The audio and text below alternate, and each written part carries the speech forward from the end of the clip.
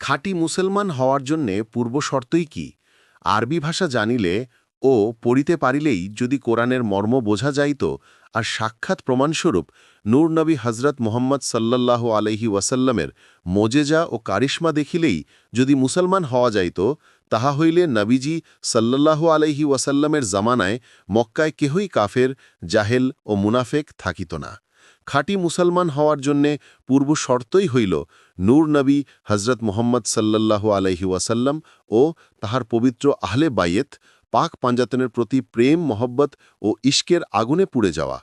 পাক পাঞ্জাতন বলতে সাধারণত হজরত মুহাম্মদ সাল্লাল্লাহু আলাইহি ওয়াসাল্লাম, হজরত মাওলা আলী আলাইহি ওয়াসাল্লাম, হজরত মা ফাতিমা রাদিয়াল্লাহু তালা আনহু, হজরত মাওলা হাসান রাদিয়াল্লাহু তালা আনহু এবং হজরত মাওলা হুসাইন রাদিয়াল্লাহু তালা আনহুকে বোঝায়। এই প্রেম ও আকর্ষণ মূলত তাদের মহানুভবতা, ইসলামের জন্য তাদের অবদান এবং মহান আল্লাহর প্রতি তাদের আনুগত্যের কারণে সৃষ্টি হয়। সুফি মত, অলিয়া উলিয়ার পথ মানব কল্যাণে নিয়োজিত।